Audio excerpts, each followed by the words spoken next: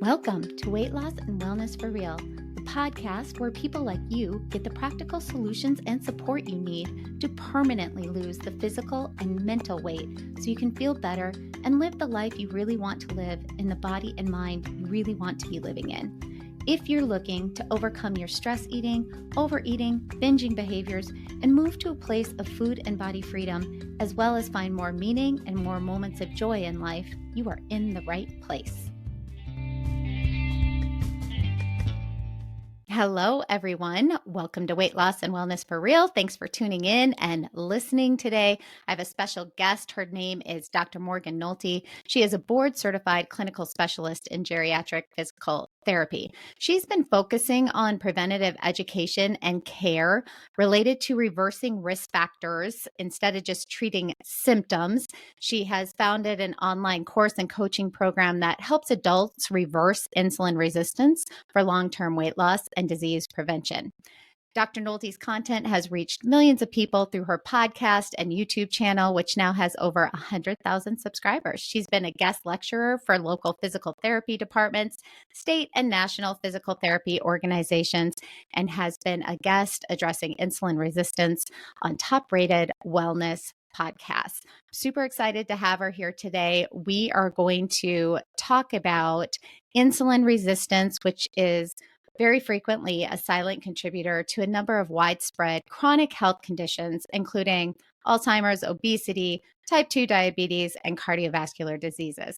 In fact, a very surprising 88% of us adults experience some degree of insulin resistance. And this condition, it's both pervasive, yet it's really easy to miss, which sort of makes it that much more critical a topic to address. We discuss why changes to your diet, lifestyle, and mindset are key to reversing the condition, and why the end goal isn't just simply weight loss, but rather body recomposition and long-term behavior change. We have a lot in common as I've listened to her content and what she presents. So I'm really excited to have this conversation with her, and I think you're going to learn a lot and be inspired to make some changes for yourself and give yourself the gift of health and wellness. Well, as I was telling you all, I have Dr. Morgan Nolte here with us. I want to just give the listeners a little background about yourself, how you came into this space, talking about insulin resistance, how to solve it, why it's so important to you. Yeah, well, thank you first off for having me on your show. I think we're very well aligned with our approach and We really are. believe in that whole person approach. I'm a geriatric physical therapist by trade. I went into geriatrics because I loved my grandparents and I wanted to pay it forward. And I recognize the impact that grandparents can have on lives if they're healthy and if they're there to do so. And I became jaded very quickly in our traditional medical model because I saw that we were treating disease too late. And it felt like my work was too little too late. I was often seeing end stage diabetes, dementia, osteoarthritis, falls, obesity, heart disease. It's really sad. And I think the burnout rate in healthcare workers is high, It's huge. because man, we just kind of feel like our hands are tied and our mouth is muzzled sometimes. And that's how I felt. I felt like exercise alone, especially in this population, isn't going to cut it. We need a more holistic approach that includes nutrition. But of course, nutrition services were like very limited by insurance. For sure. Yeah. There's so many things. And I stumbled upon insulin resistance really after I had my son, who is now 6. We have a daughter who's 4, and then we're pregnant with our third, due in April. Oh, congratulations. It's exciting. So yeah, I started my business when he was 4 months old, which I think it was like the hormones making me crazy. But I decided, I'm like, if I'm going to go back to work, I have to do something that I'm passionate about. Yeah. And so during that maternity leave, I really spent a lot of time researching disease prevention. I knew that's the side that I wanted to be on, not the reactive side. And I was also simultaneously researching weight loss for my pregnancy weight, because I'd never had a weight issue in my life, but I was experiencing that for the first time. And so all roads kind of collided at insulin resistance, and a light bulb went off when I'm like, oh my gosh, and the hours and hours and hours I spent doing H&P reviews before I'd go eval a patient. which are like history and physical. So Yeah. all of the paperwork you get from the hospital. Not once did I ever have somebody just with diabetes or just with heart Right. disease or just with dementia. It was a Hmm. triad of, body composition issues, diabetes, cognitive impairment, and heart health issues. Often by Hmm. that time, they also had joint issues and kidney issues. Sure. Of course. And I'm Yeah. like, yeah, well, they have to have an underlying root cause. And it turns out that's insulin resistance. And so I said, Mm. if I'm going to do one thing for the rest of my life, it's going to help people prevent and reverse this one condition because that kills the most birds with one stone. Love And it. we can talk strategy a lot today, which I Hmm. love, but I also Hmm. realized I can give you the strategies to keep your insulin low, to keep your blood sugar low, to keep your Hmm. inflammation low. And I can do that till you're blue in the face. Hmm. However, as you know so well, and as you teach so Hmm. well, if you don't also have those mental and emotional strategies Yeah. to address the root cause of your eating Yes. behaviors, Yes. it's like, yeah, insulin resistance is the root cause of disease, but what's the root cause of insulin resistance? Often it's poor eating habits caused by mental Yeah. and emotional issues. Yeah. So it So really goes true. together. Yeah, absolutely. That is why I love your approach so much as well.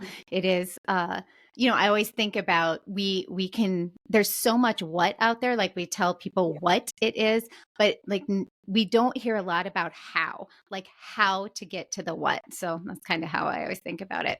So Mhm. tell me a little bit about what would be, or what have you seen, or what do you know are some maybe common signs, symptoms of insulin resistance that maybe a lot of us, I'm getting ready to turn 51. So it's like a lot of us as we get older kind of think about, oh, this is just, we get told this is just normal aging, that sort of thing. So what might we be missing there?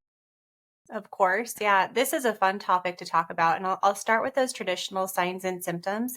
And then Hmm. I want to talk about what happens when a woman goes through menopause Perfect. and how things change. So, traditional signs of insulin resistance would be high blood sugar levels. So, if you're pre diabetic or type 2 diabetic, you absolutely have insulin resistance. Hmm. That is the cause of high blood sugar levels. It's just something your doctor probably hasn't addressed with you.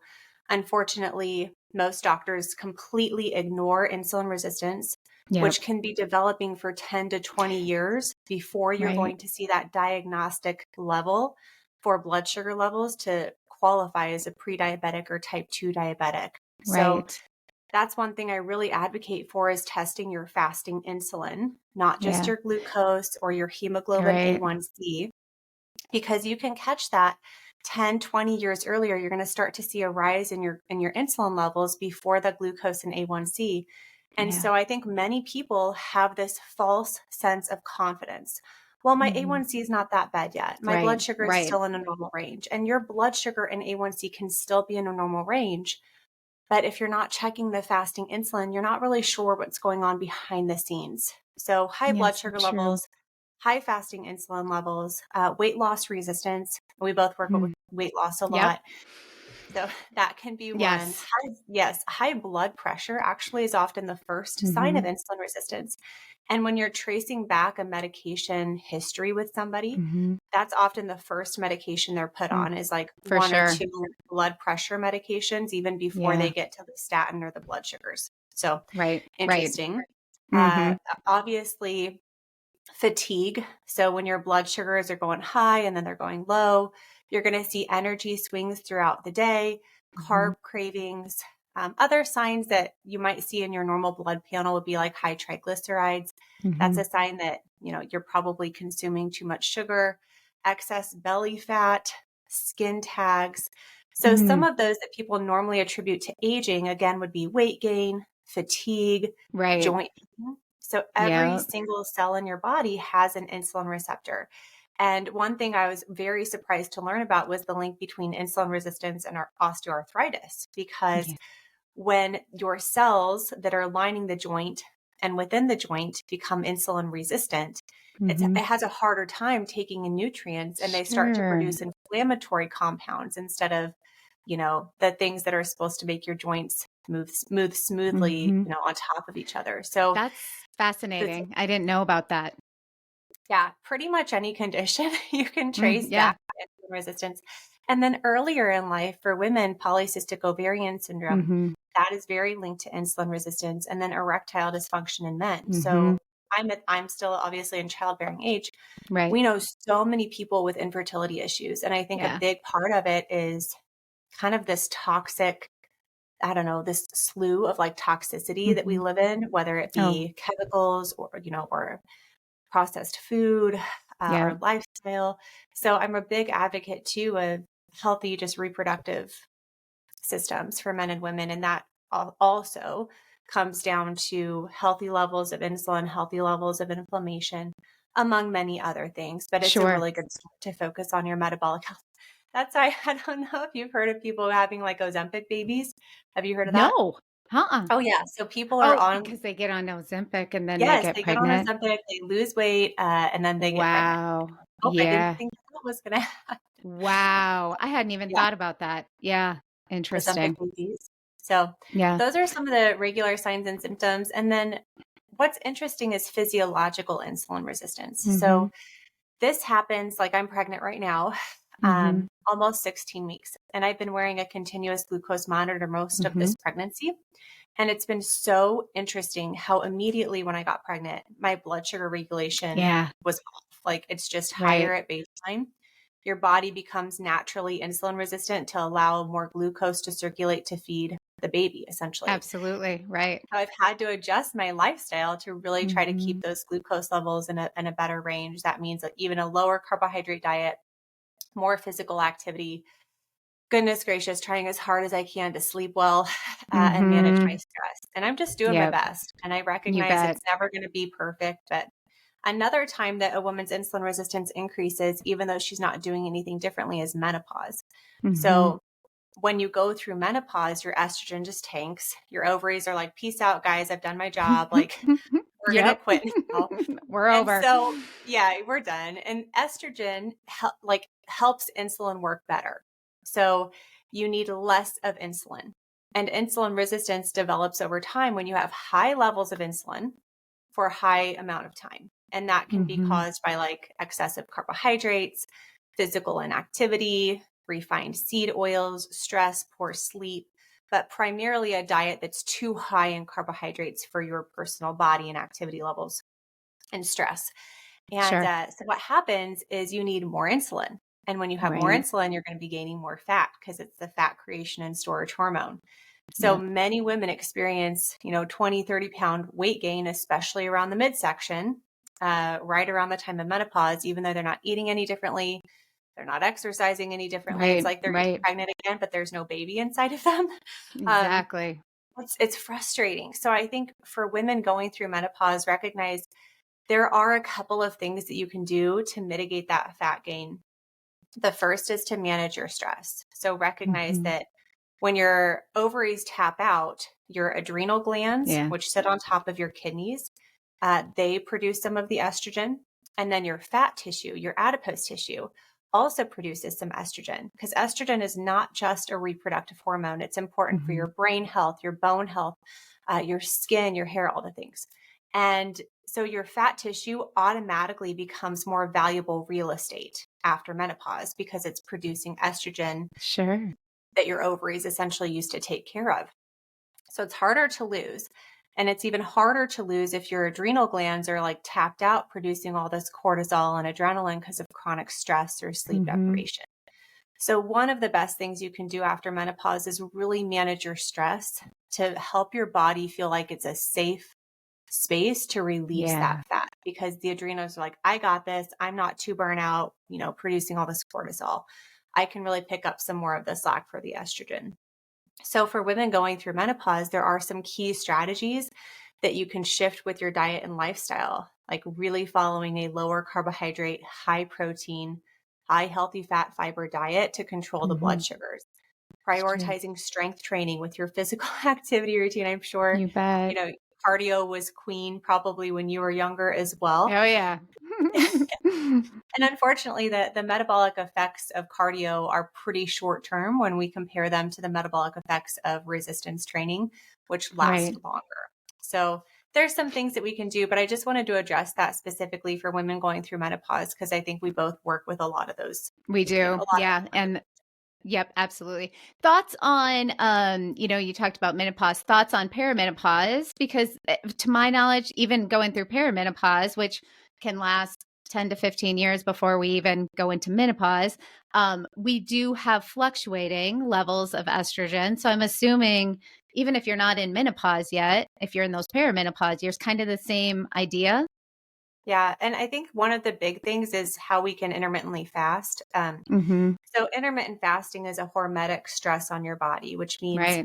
an intentional stressor.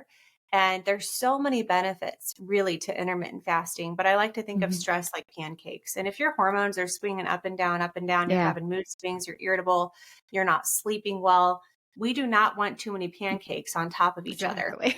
Yes. So fasting for, especially for extended periods of time, might not be the Yeah. best strategy for women in perimenopause. Over exercising is not a good Yeah. strategy for a woman in perimenopause. Now, Yeah. once you're past menopause, once you haven't had a period for a year, you have Mm-hmm. a lot more freedom with your fasting schedule, and you don't Yeah. have to worry about that as much. But in perimenopause, again, focusing on getting as good of sleep as you can, focusing on stress management, strength training, protein, and then, in my opinion, just moderating your fasting schedule and really Sure. listening to your body is beneficial. Yeah, I love that. I used to have another podcast I did for a little while. It was when fasting was like all the rage. And so I Yeah, called it flexible fasting because I had sort of this rebellion against it of just like, really understanding that each individual with fasting, you have to really look at each individual where they're at. And to your point, women in perimenopause, when things are fluctuating a lot, to your point, not exactly the best time to maybe add some huge stressor around it, like fasting for 3 days or something like that. right. So, And I yeah, always taking in someone's psychological history. Like there I've you worked with go. people with eating, I'm sure you have too, with eating Oh, yeah. disorders. Yeah, that's You have to my, be yeah, really specialty. careful. Yeah.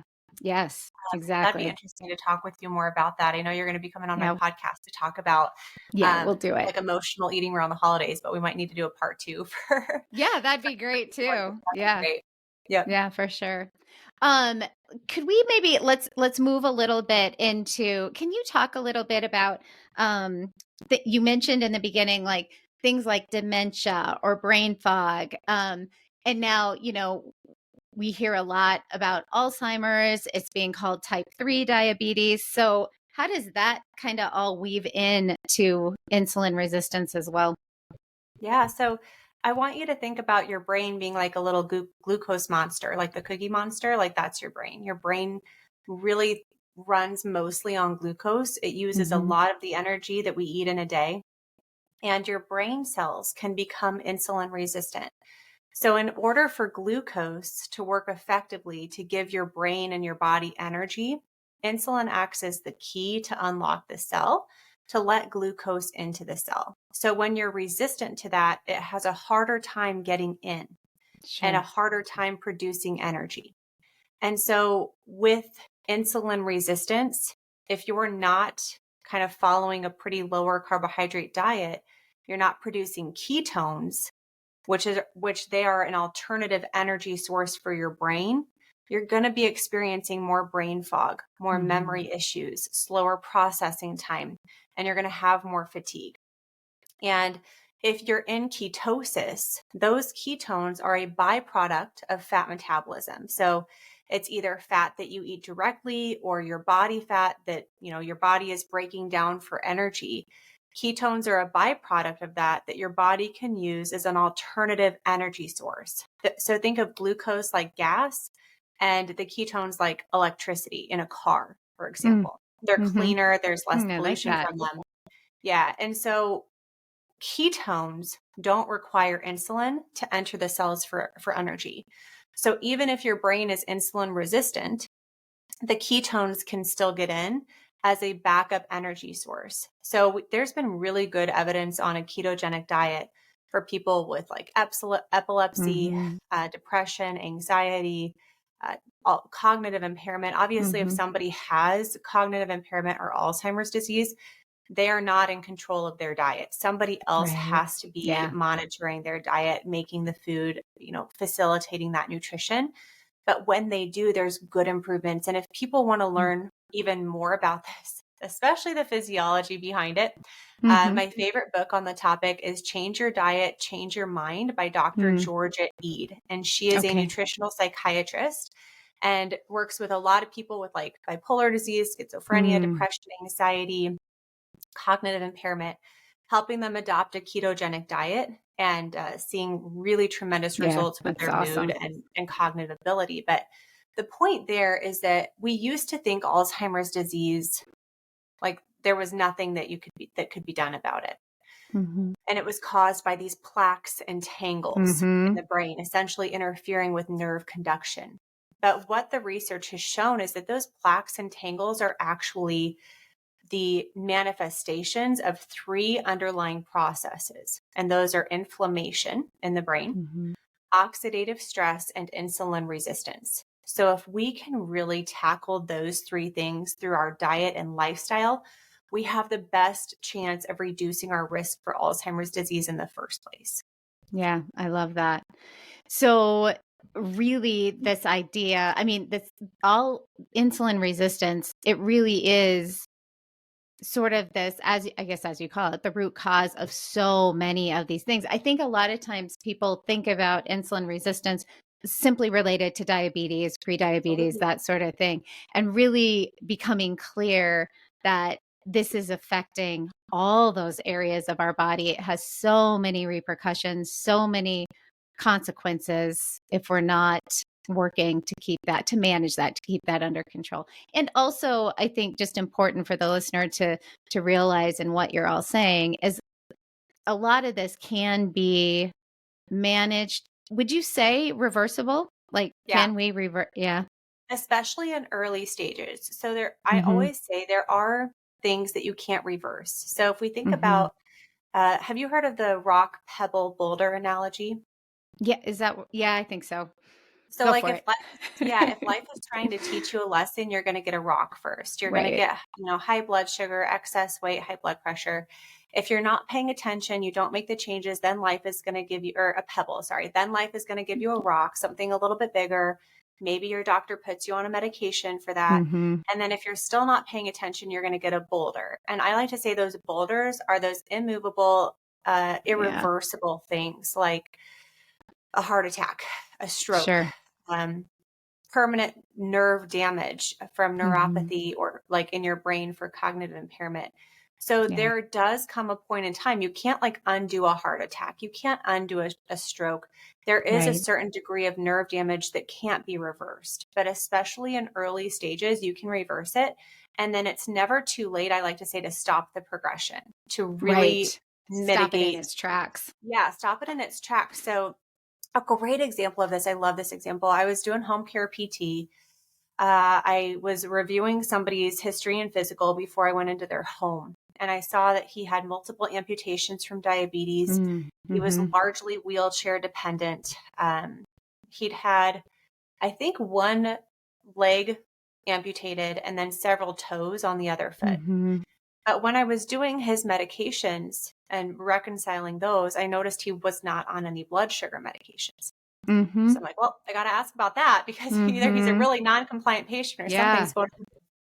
And so I went in and I was like, hey, you have multiple amputations from diabetes, but you're not taking any medications. What's the deal? And he was like, I don't need them anymore. I was like, what? And he's like, I was bound and determined to save my other foot so that I could live independently.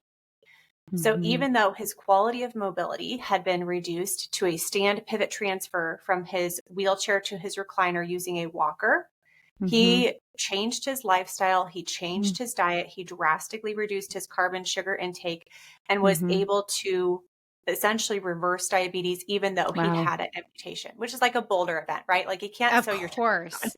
Right. Exactly. That's a really good story of somebody who just made the decision, changed their habits, and was able to preserve some quality of life and independence. Yeah, that's a pretty amazing story, really. Yeah. And I think It's so empowering, and for the listeners listening, it's just this idea that kind of no matter where you're at, you can become empowered with this information, learning some of these ideas on how do we make these changes, and that it really can lead to a higher quality of life, which I think is just such a beautiful thing. It's exciting. yeah. So let's talk a little bit about we're talking a lot about lifestyle.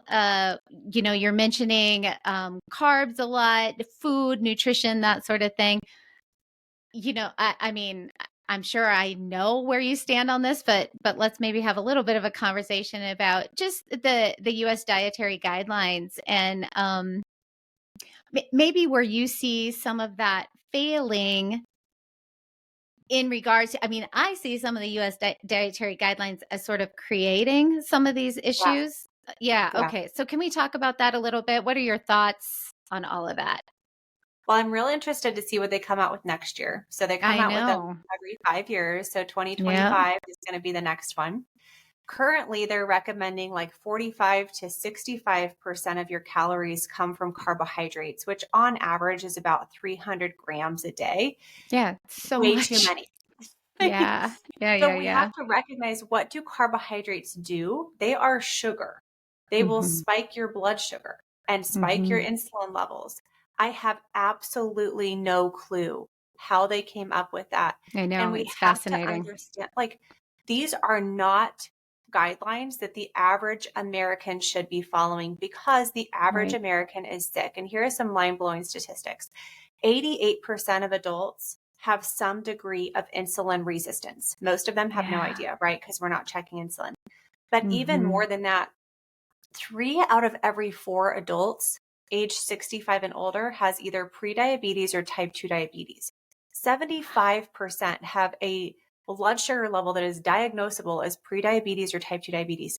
Yeah. These dietary guidelines, I think, are made for like healthy, young adults Yeah. who are physically Exactly. active and I was burn going to say through really, those really active. carbohydrates. Yeah. Yeah. Yes, because athletes have totally different nutritional needs. Exactly. So Yep. I think that you're spot on when we're saying these nutritional guidelines and the silly graphics that they make from them, like Mhm. the pyramid, which is what I learned in Yes. health class, and the Yep. Me my too. plate, they're totally misleading. They're totally wrong for somebody with insulin resistance, which is most of the population. Exactly. Yeah. Yeah. Yeah. I remember growing up in health class, I learned, 6 to 11 servings of bread, cereal, grains, pasta Yep. a day. And I did that. Yep. And I was just like, so naive. I was so Yeah. naive. Um, Yeah. I was very naive about how a carb, like a starch and a sugar, they act like the Hmm. same way in your body. Right. Different Yeah. Well, I sugars think, are a little bit different, but I yeah. just didn't understand that at the time.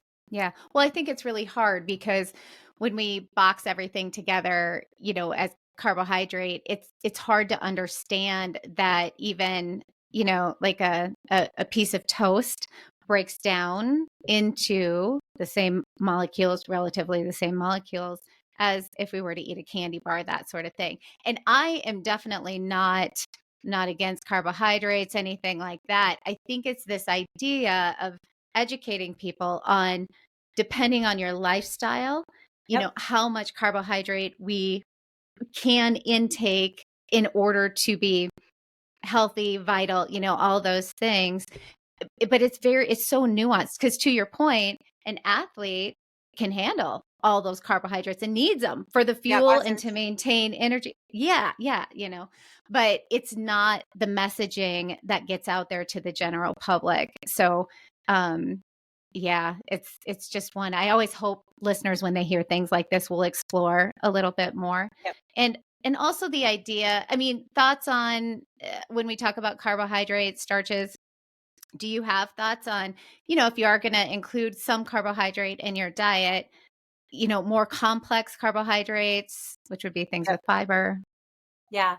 So, of course, yep. So there's 3 Okay. main Okay. types of carbohydrates. So we have like starches, we have sugars, I mean, which are kind of the same thing, but from like Sure. a layman's verbiage, and then fibers. So the starches and the sugars are going to spike the blood sugar the most.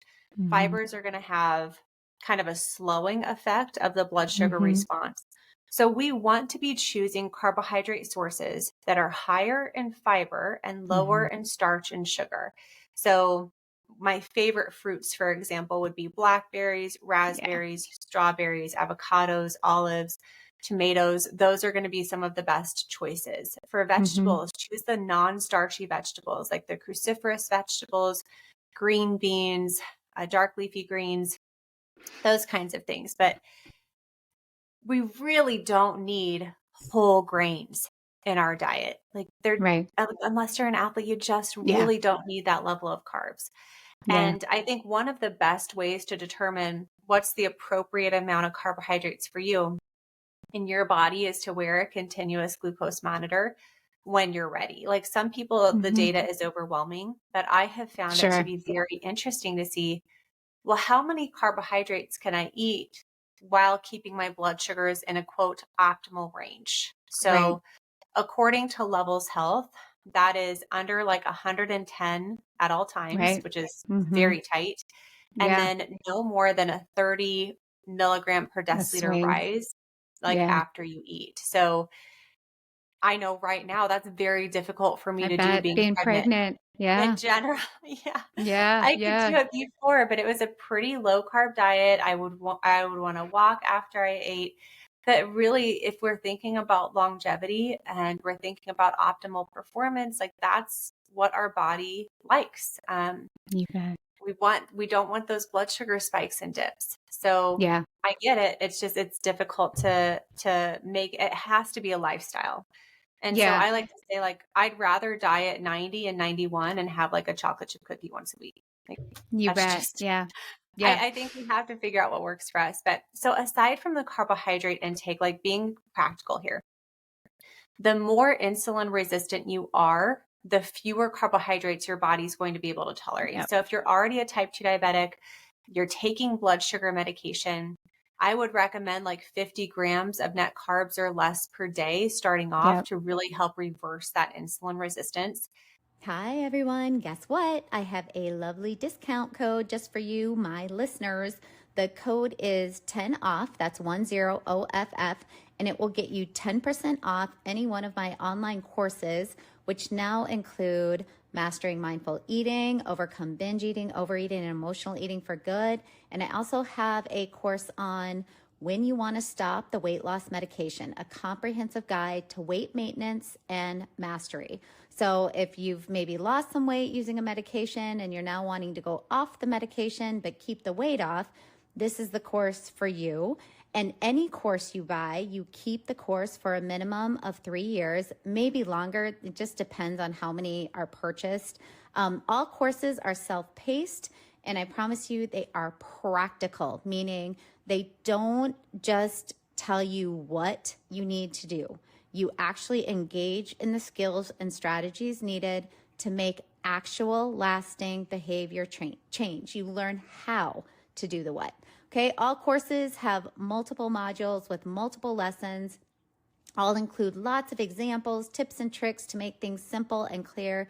And you also get lots of downloadable resources, including the daily planning template that I use with my own clients, the exact protocol to use after a binge or an overeat has occurred to minimize its damage on your body and your mind. There are protein cheat sheets, research-based journaling prompts, and the literal how-to checklists on the skill you are learning about. And with the weight maintenance course, you also have a movement module that will help you figure out how to make a movement plan that fits your particular lifestyle and level of fitness. And you also have a natural appetite regulation module. So whether if you have never tried an online course to change behavior, or if you have, I just highly would recommend that you try one of these. I've put my heart and soul into both of them. They are all research-based, and now you can get 10% off. So again, that code is 10OFF. If you're ready to make changes that last, you can go to my website, heatherheynen.com. Heynen is spelled Heynen. And from the main menu, click courses, and it will get you to where you want to go. Or you can click on the links in the episode description below the show. And again, as soon as you're there, when you're ready for checkout, just enter the code 10OFF, 10 off. And just a reminder, I also have an ebook cookbook that is now available. It's called Protein Forward Easy Recipes. It includes all high protein recipes, including breakfast and sweet treats full of protein and lunches and dinner. Okay, so again, head to my website. It's probably the easiest thing to do. HeatherHeynen.com. Heynen is spelled Heynen. And from there, go to courses or the cookbook. And again, use code 10 off at checkout. Tracking it on a macro, app, that is helpful. Yeah. You don't have to do it forever, but it's a good educational tool to see how, what you're actually eating. Yep. Again, I know different people have different views, but it's just a great tool. And then if you're kind of less insulin resistant and more active, you can tolerate a little bit higher carbohydrates, maybe 60 to 90 grams per day, and see how your blood sugar responds to that. See how your weight loss responds to that. And then the more active you are, the more carbohydrates you can tolerate beyond that. Personally, I try to stay at less than 100 grams of net carbs per day. That's about me too. Yeah. Yeah. And then I try to spread them out evenly throughout the day. That's I try what I not do to too. have steady blood sugar. Steady blood sugar. It's hard when I make sourdough bread though, because that stuff is I bet. That's a tough one for me to portion Delicious. control. Yeah. Especially when you follow a really low carb diet for a long time, and then you start making sourdough bread. It's wow, hard. So yummy, so yummy. Yeah.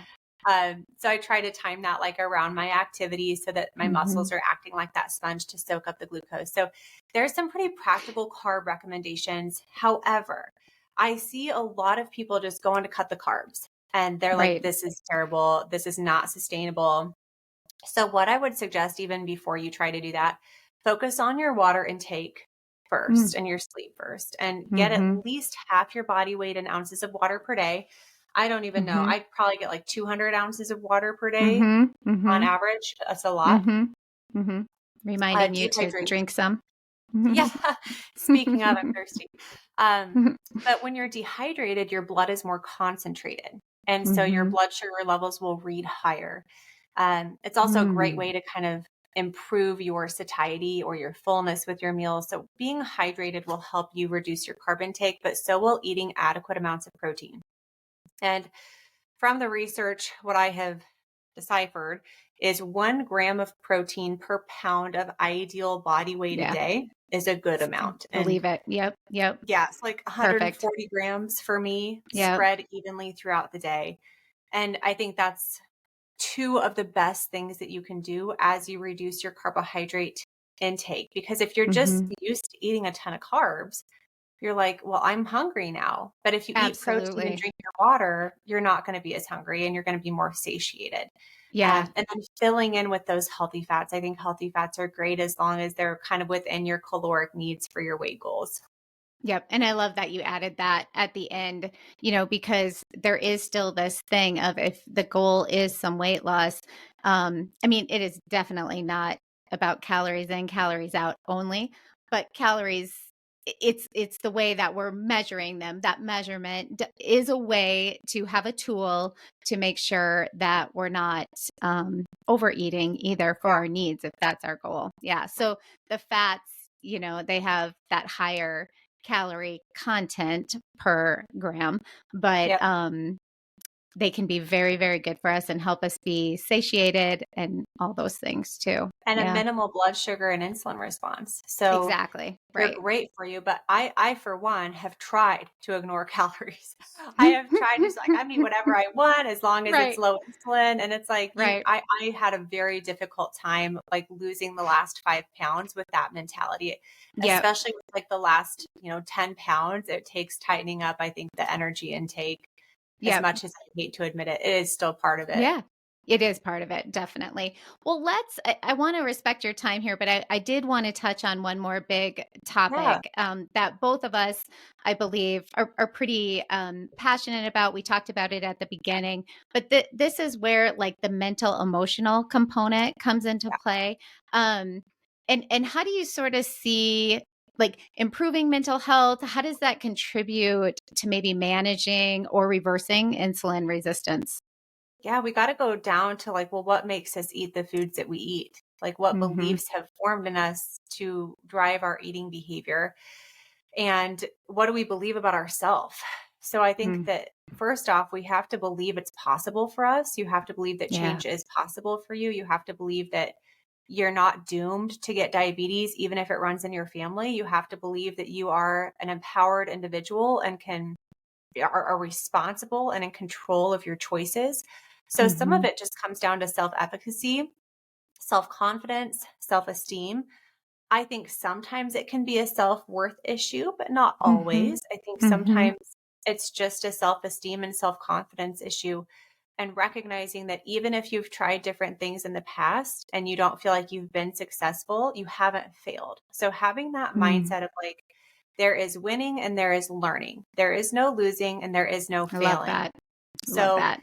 having a growth mindset, focusing on your wins, building your self-efficacy, helping you feel better emotionally will naturally lead to healthier food choices. Because I don't know about you, but when I'm coaching someone, most people are emotional eating out of negative emotions like loneliness, sadness, depression, Yep. anxiety, overwhelmed. They're bored, they're tired, they're mad. I overeat sometimes out of excitement and social That can anxiety happen is too. my favorite Yeah. reason. Like if I'm at a party, I'm more comfortable just like putting food in my mouth than making small talk, And which is like talking. Yeah. my least favorite thing in the world is small talk. Right. Uh, I get to church right on time so that I don't have to do any small talk before.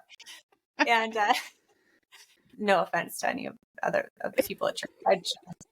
It's just too much for me. I get it. Yeah. I like these kinds of conversations, but Yeah. so we have to recognize what are your personal emotional eating activators.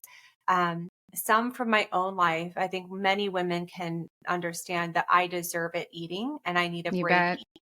Yeah, that was So, me forever. oh gosh, I think moms, like after you Yeah, put the for kids to sure. bed and Absolutely. you've won the battle for the night and they're in their Exactly. room. And now you're Yep. like, I need to release this emotion. You had a great Yep. podcast episode about write it out, talk it out so you don't Mm. act it out. If Yeah. people haven't listened to that one, definitely go back and do Oh, that. thanks. Yeah, I really liked that Thanks. because often what I do is I just numb out watching TV. I've overcome the social media scrolling because I've Right. recognized that I never, ever, ever felt better after being on Doing social that. and Yeah. comparing my life to somebody else's. Yep. But watching TV does help me relax and kind of just numb Mm-hmm. out. But I have to figure I've learned to figure out a way to do it without eating food simultaneously all the time. Yeah. Um, Right. so we have to really understand our habits and why we do what we do and why Mm-hmm. we eat when we're not hungry and why we overeat. I mean, there's so many things that we could dive into like childhood learned behaviors. You Like bet. how many times do you finish the food on your plate without even thinking about if that was too much food or if you're going to be too Right. full? If I'm Because hungry. Yeah. Right. you've had subconscious messaging as a child. You need to finish the Yep. food on your plate. Otherwise you're being wasteful or Yep. you're not being grateful at the food that I made and the money that that I Yep. made or your dad made to get this food. And you're this ungrateful child unless you eat all of your food because there's starving children in Africa, all the Right. things. So that's a subconscious message that we received as a child that is still affecting how we act as an adult. So Yeah. our job as an adult is to kind of be a sleuth to our behaviors and our beliefs that drive those behaviors and say, is this belief still serving me? Is this my belief or is this a belief that is like my parents that I can release now? Right. So there's so much Yeah. beautiful, rich things that we can dig into when it comes to the mental and emotional side of things. But I think the big point is, in my opinion, to have a system of Mm-hmm. mental health, a system of self Mm-hmm. accountability. I think the best thing that anybody can do for that is a morning mindset routine where Mm-hmm. you take like 15 minutes in the morning. Everybody's can look different. I really like having I call it a personal faith formula. Some people have a I've heard wellness you vision. talk about this. I love this so much. Yeah, so it's kind of like your wellness vision statement is another way that you can say it. And I like to encompass all areas of my life because I don't want to have tunnel vision towards my health at the expense of my relationships, or I Sure. don't want to have Yeah. tunnel vision for my business at the expense of my marriage or my quality time with my kids or my health. So I think sitting down and reading out a statement that you've written, um, I prioritize my mental, emotional, and physical health every day. It's just a whole Yeah. process I take people through. Present tense language is important, and it has to Yep. be believable and meaningful for you. So I like starting my day by reading that. It's kind of Mhm. like brainwashing yourself, and it puts on Absolutely. it's what we Yeah, need. Otherwise, we get messaging from everybody else, that's and exactly we're right. living our life for their expectations and their standards, and we're not living a values driven life of our own creation. That's Yeah. important. And then I also really like to write down gains every day, and some Mhm. like think about gratitude just to elevate your mood, elevate your self confidence. You Because bet.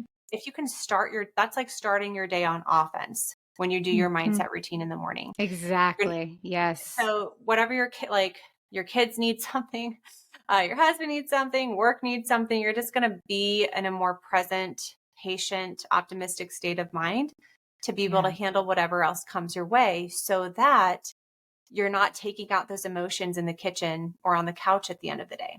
There you It's go. kind of Yeah. how it's all tied together. Yeah, and I think of the word, as you're talking about those strategies, those very practical strategies, which I just love, and that's where I think we can help so many people by teaching them these strategies and that idea of that morning mindset, reading through it.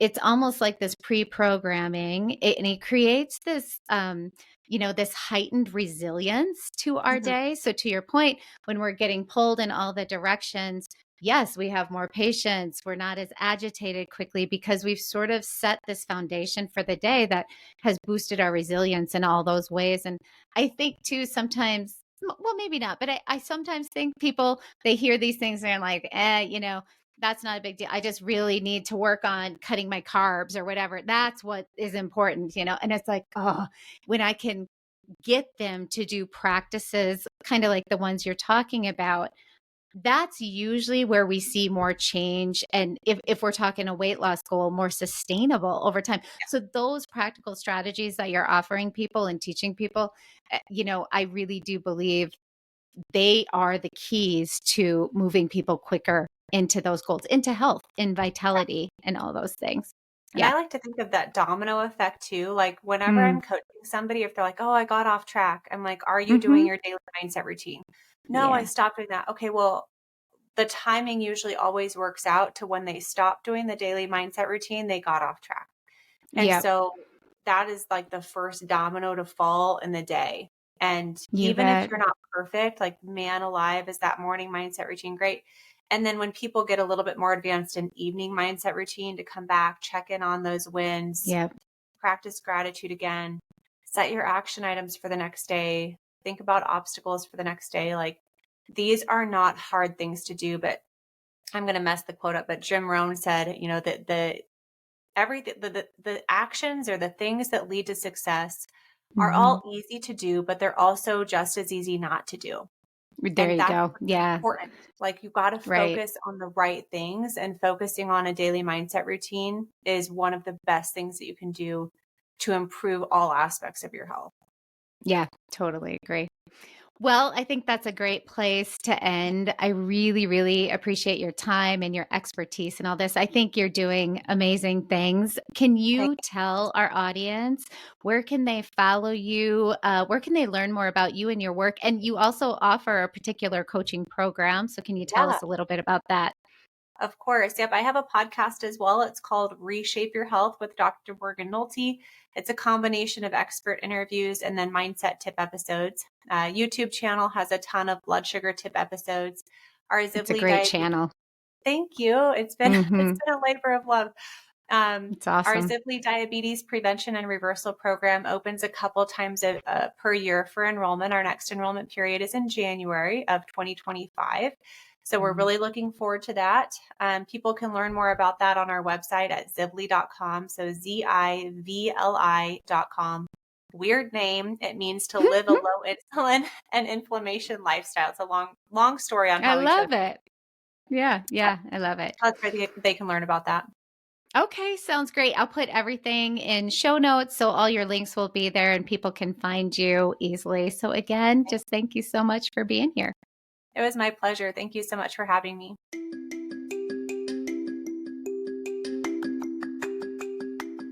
Did you know you can find a lot more help from me on my website? Go to heatherheynen.com. Heynen is spelled Heynen, and there you will find links to my online courses, how I work with clients one-on-one, as well as online with my coaching and counseling services that I offer. The information in this podcast is intended to provide a broad understanding and knowledge of healthcare topics. This information is for educational purposes only and should not be considered complete and should not be used in place of advice from your physician or healthcare provider. We recommend you consult your physician or healthcare professional before beginning or altering your personal exercise, diet, or supplementation program.